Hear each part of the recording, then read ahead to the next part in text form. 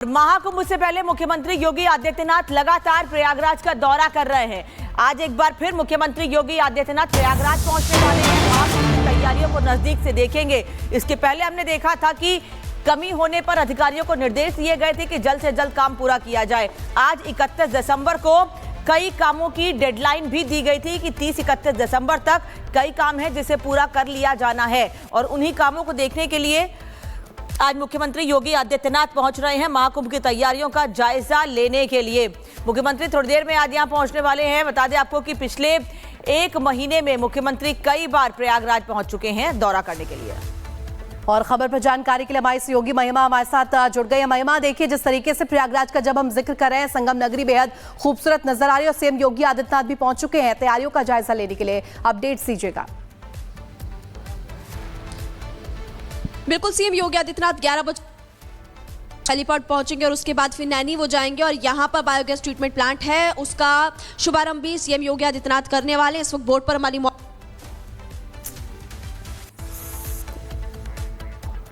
तो देखिए लगातार जो तस्वीरें हैं वो सामने आ रही है। हमारे सहयोगी भी लगातार तस्वीरें दिखा रही है। वही देखिए महाकुंभ की हर तस्वीर रिपब्लिक भारत पर हम दिखा रहे हैं। तैयारियां किस तरीके से की गई है, सुरक्षा के लिहाज से क्या कुछ किया गया है। कुंभ की नगरी में सीएम योगी आदित्यनाथ का आगमन होने वाला। तो देखिए महाकुंभ की तैयारियों का जायजा वो लेते हुए नजर आएंगे। इसके बाद महाकुंभ की तैयारियों का जायजे लेने के साथ साथ सीएम योगी पहले आपको बता दें कि समीक्षा बैठक भी करेंगे। इसके बाद अफसरों के साथ बैठक के जरिए तमाम जो सुरक्षा के इंतजाम है उनको भी परखते हुए नजर आएंगे। पिछले एक महीने में योगी आदित्यनाथ का ये 5वां दौरा हो जाएगा और योगी आज प्रयागराज के नैनी में बायो सीएनजी प्लांट का उद्घाटन भी करेंगे। इसके बाद इरावत घाट, संगम घाट भी पहुंचेंगे।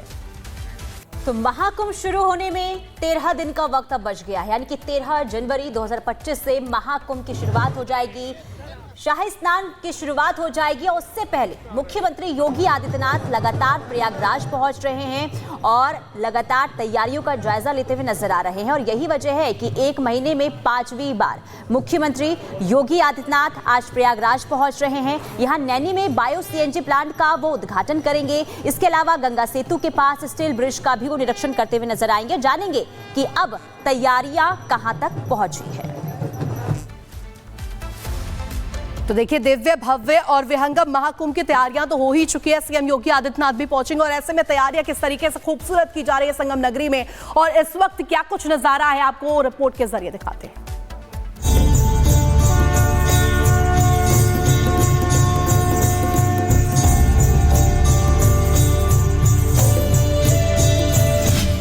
प्रयागराज में महापर्व, सनातन का गर्व,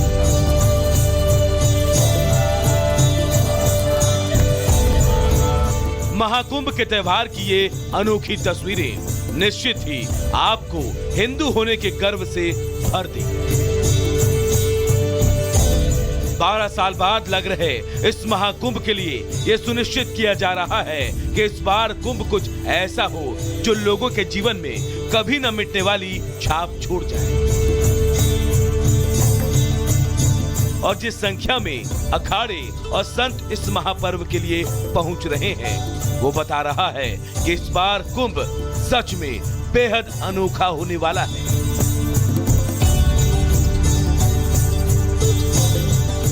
सोमवार को पंचायती अखाड़ा श्री निरंजनी की कर्म ध्वजा विधि विधान से स्थापित होने के साथ अखाड़े में महाकुंभ का आगाज हो गया। साधु संतों ने बैंड बाजे के साथ 52 फीट ऊंची धर्म ध्वजा का पूजन किया। हर हर महादेव के जयकारों के साथ धर्म ध्वजा फहराई गई।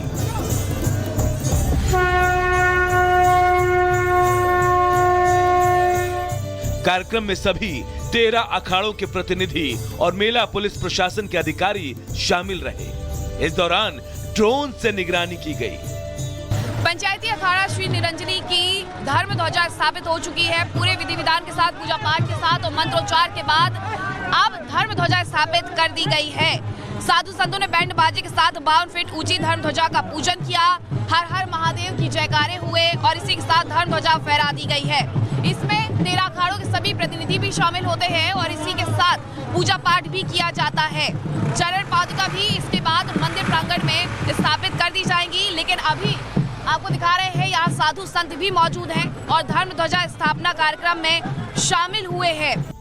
वहीं इससे ठीक कुछ दूरी पर तैयार हो रहा 108 फीट का काशी विश्वनाथ मंदिर का मॉडल भी सभी का ध्यान अपनी ओर खींच रहा है। पप्पू गौतम जो कि प्रबंधक है, उन्होंने रिपब्लिक भारत से खास बातचीत की और इस पूरे मॉडल के बारे में विस्तार से जानकारी दी।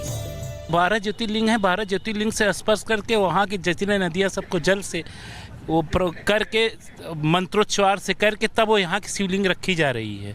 तो वो बहुत ही महत्वपूर्ण शिवलिंग 12 ज्योतिर्लिंग का यहाँ से आशीर्वाद मिलेगा। पहले भी यहाँ ये था धर्मशंक में ही, तो जगन्नाथपुरी की थीम बनाई गई थी।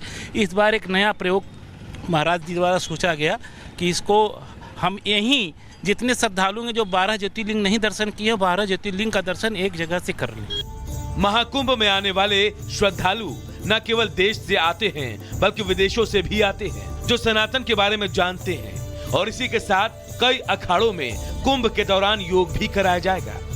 दीप्ति योगेश्वर जो कि योग गुरु हैं, फिलहाल आदि योगेश्वर योग अभ्यास केंद्र चलाती हैं। दीप्ति को यहाँ आने वाले श्रद्धालुओं को योग कराने और उसकी जानकारी देने की जिम्मेदारी मिली है।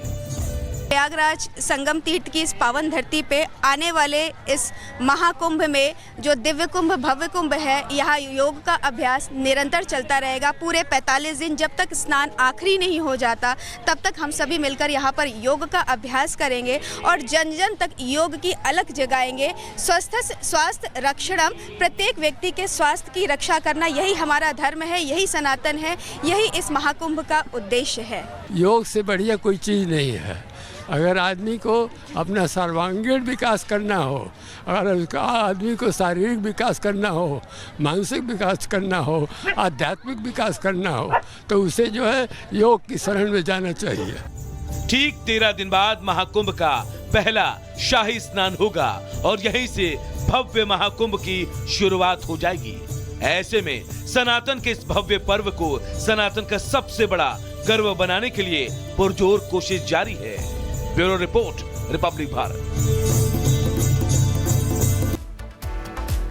तो महाकुंभ को शुरू होने में 12 दिन बाकी हैं। 13 जनवरी से महाकुंभ की शुरुआत होनी है, लेकिन इस बीच आज साल का आखिरी दिन और बड़ी संख्या में लोग भगवान के दर्शन करने के लिए पहुंच रहे हैं। तस्वीर आपको अयोध्या के हनुमानगढ़ी की दिखाते हैं, जहां बहुत बड़ी संख्या में साल के आखिरी मंगलवार को हनुमानगढ़ी में हनुमान जी के दर्शन करने के लिए लोग पहुंच रहे हैं। और ये बताया जा रहा है, ये अनुमान लगाया जा रहा है कि कल साल के पहले दिन भी लोग हनुमान जी का आशीर्वाद लेने के लिए हर साल की तरह हनुमानगढ़ी मंदिर जरूर पहुंचेंगे। एक तरफ लोग प्रभु राम का आशीर्वाद लेने के लिए वहां पहुंच रहे हैं, लेकिन ये कहा जाता है कि हनुमान जी के दर्शन के बिना प्रभु राम का दर्शन अधूरा है।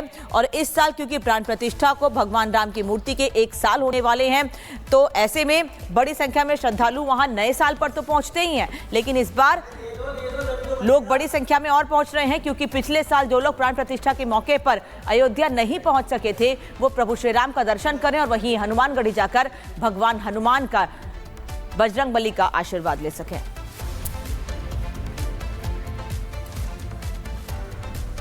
चलिए अब आगे बढ़ते हैं, बात करेंगे सर्दी के सितम की, क्योंकि पूरे उत्तर भारत में जबरदस्त तरीके से पहाड़ से लेकर मैदान तक बर्फबारी हो रही है और यही वजह है कि लोगों का जनजीवन मैदानी इलाकों में भी अस्त व्यस्त नजर आ रहा है, तो पहाड़ी क्षेत्रों में भी लोग जो है काफी परेशान नजर आ रहे हैं। और यही वजह है कि मैदान टू पहाड़ ठंड की दहाड़ इस वक्त जबरदस्त तरीके से नजर आ रही है।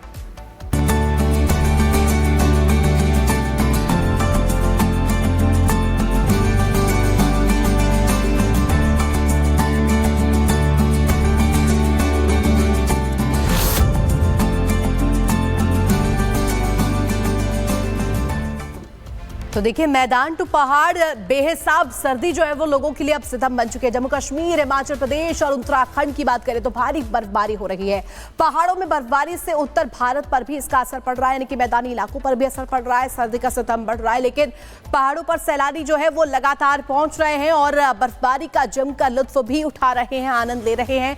जम्मू कश्मीर की तस्वीर आपको दिखा रहे डोडा की, जहां देखिए किस तरीके से जो बर्फ की परत है वो नजर आ रही है और लगातार जो सैलानी यहाँ पर पहुंच रहे हैं, जो टूरिस्ट यहाँ पर पहुंच रहे हैं, वो बर्फबारी का जमकर आनंद उठा रखे हैं। ये तस्वीर डोडा की इस वक्त टीवी स्क्रीन पर आप देख पा रहे होंगे, जहाँ किस तरीके से जो सैलानी है, बच्चे, बूढ़े, हर एक वर्ग के लोग जो है वो पहुंचे हुए हैं और जमकर यहाँ पर जो बर्फबारी का मजा उठाते हुए नजर आ रहे हैं। मैदान टू पहाड़, ठंड की जो दहाड़ है वो इन तस्वीरों में साफ आपको नजर आ रही होगी और जो पर्यटक है वो खास तौर पर इस वक्त आनंद लेते हुए इस बर्फबारी का नजर आ रहे हैं। अब 3 तस्वीरें आपको दिखा देते हैं, 3 तस्वीर के जरिए आपको समझा देते हैं कि लगातार जो हालात है वो बने हुए हैं। पहाड़ों पर बर्फबारी का दौर जो है वो बेहिसाब जारी है। 6 तस्वीर इस वक्त टीवी स्क्रीन पर। श्रीनगर की तस्वीर सबसे पहले आपको दिखा रहे हैं, उसके अलावा अनंतनाग, जम्मू कश्मीर में किस तरीके से हालात है, क्या कुछ इस वक्त तस्वीर है। डोडा, बड़गाम, सोलन, शिमला, देखिए पहाड़ की जो चोटियां हैं वो बर्फ से फटी पड़ी है और इसके अलावा आपको बता दें इसका जो असर है मैदानी इलाकों में भी देखने को मिल रहा है।